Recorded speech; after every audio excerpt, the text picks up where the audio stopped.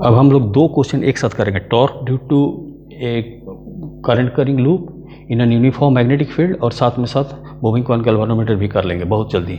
ठीक है, तो पहले हम लोग फोर्स निकालेंगे। तो फोर्स का वैल्यू हो जाएगा आपका बी आई इंटू एल। ये आई एल लेंथ है और आई करंट जा रहा है एक आर्म में, और दूसरे आर्म में भी यही फोर्स हो जाएगा। ठीक है, तो और टॉर्क क्या हो जाएगा, फोर्स इंटू इसका दोनों का बीच का परपेंडिकुलर डिस्टेंस। तो फोर्स का वैल्यू बी आई एल हो गया, और दोनों का बीच का perpendicular distance B sine theta हो गया। ठीक है, तो एल इंटू बी यानी टॉर्क इक्वल टू हो जाएगा बी आई, और एल इंटू बी हो जाएगा एरिया ऑफ द लूप, तो B I A sine theta.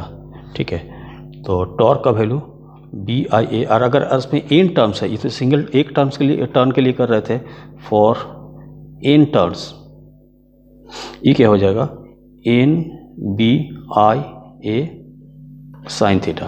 ठीक है, अब ये टॉर्क देखिए आई बढ़ाने पे भी बढ़ रहा है, और ये थीटा भी वेरिएबल है, क्योंकि घूमेगा तो थीटा भी चेंज होगा।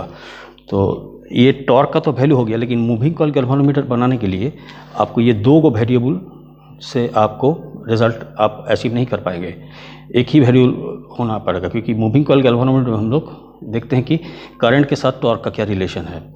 तो यहाँ पर फिर करंट बदलने से टॉर्क बदल रहा है, लेकिन साथ में थीटा भी बदल रहा है। ठीक है, तो दो को वेरिएबल है, तो वेरिएबल को हम लोग को रिड्यूस करना पड़ेगा एक सिंगल वेरिएबल में। तो सिंगल वेरिएबल में रिड्यूस करने के लिए हम लोग इसमें एक स्पेशल अरेंजमेंट करते हैं, जिसका नाम है रेडियल अरेंजमेंट। ठीक है, तो रेडियल अरेंजमेंट करने के लिए हमें ये जो रेक्टेंगुलर पोल पीस है, इसको हम लोग सिलिंड्रिकल पोल पीस ले लेंगे। तो पोल पीस क्या कर देंगे, सिलिंड्रिकल कर देंगे। ठीक है, पोल पीस जो रेक्टेंगुलर पोल पीस था उसको हम लोग क्या कर दिए, कन्वर्ट कर दिए सिलिंड्रिकल पोल पीस में। और ये जो रेक्टेंगुलर कॉयल था, इस कॉयल को हम लोग सिलिंड्रिकल कॉयल कर देंगे। इस ऐसा करने से साइन थीटा का वैल्यू जो हो जाएगा वो 90 डिग्री हो जाएगा। तो इस केस में हर स्थिति में साइन थीटा कितना भी आपको ये घूमे, आपका जो ये कॉयल है, क्योंकि अब ये रेक्टेंगुलर कॉयल नहीं है, अब ये सिलिंड्रिकल कॉयल है, तो इसका थीटा अब चेंज नहीं करेगा, थीटा का वैल्यू 90 डिग्री हो जाएगा। इस केस को, इस अरेंजमेंट को, स्पेशल अरेंजमेंट को बोला जाता है रेडियल अरेंजमेंट। तो अब इस केस में टॉर्क का वैल्यू हो जाएगा एन बी आई ए। ठीक है, and now this time torque is equal to, torque is directly proportional to I, यानी आई बढ़ने से टॉर्क बढ़ेगा। ठीक है, अब आप टॉर्क को मेज़र करके आप करंट को मेज़र कर सकते हैं। ठीक है, अब क्या करेंगे, मान लीजिए यहाँ पर वायर से लटका हुआ है, इसको एक हम वायर का इलास्टिक प्रॉपर्टी का वजह से यहाँ पर हम एक पॉइंटर लगा देंगे। इलास्टिक प्रॉपर्टी का वजह से ये जब हम करंट को विथड्रॉ कर लेंगे तो टॉर्क जीरो हो जाएगा, तो फिर ये वापस अपना जगह पे आ जाएगा। इसका जो इलास्टिक प्रॉपर्टी है उसको घुमा के वापस अपना जगह पे ला देगा। ठीक है, तो जैसे जैसे टॉर्क डेवलप करेगा, यहाँ पर भी एक एंटी टॉर्क डेवलप करेगा इस वायर में। ठीक है, तो उस टॉर्क का भी वैल्यू हो जाता है, उस टॉर्क का वैल्यू हो जाएगा आपका के इंटू थीटा। के को बोला जाता है रिस्टोरिंग कपल।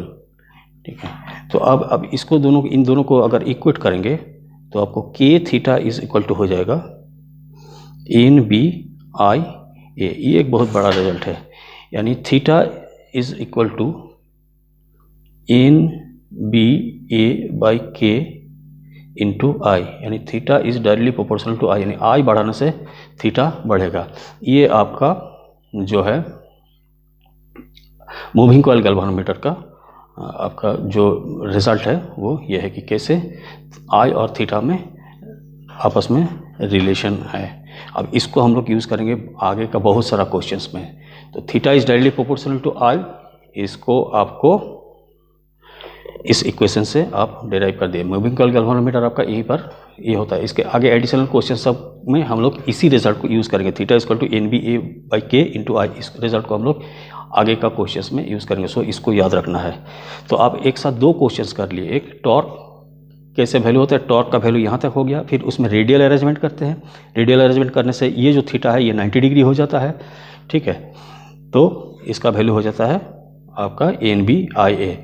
तो ये जो है आपका इसी को हम लोग यूज़ करते हैं मूविंग कॉइल गैल्वेनोमीटर में। मूविंग कॉइल गैल्वेनोमीटर अगर पूछता है तो आपको यहाँ से यहाँ तक पूरा करना है, और अगर खाली टॉर्क पूछता है तो टॉर्क में आप यहाँ तक कर सकते हैं, जो कि प्री बोर्ड में आपको पूछा था टॉर्क के बारे में, तो तब आपका रिजल्ट यहीं तक कर देते तो आपको आंसर कंप्लीट हो जाता है। लेकिन मूविंग कॉइल गैल्वेनोमीटर में आपको आगे का स्टेप्स भी करना पड़ेगा और रेडियल अरेंजमेंट भी करना पड़ेगा, यानी मूविंग कॉइल गैल्वेनोमीटर में आपको रेडियल अरेंजमेंट करना पड़ेगा और साथ में ये आगे का कैलकुलेशंस करना पड़ेगा और आपको दिखाना पड़ेगा कि थीटा कैसे आई का प्रोपोर्शन है। और ये जो रिजल्ट है हम लोग आगे का क्वेश्चंस में बहुत सारे इंपॉर्टेंट क्वेश्चंस होंगे, आगे का क्वेश्चंस में हम लोग इसको यूज़ करेंगे।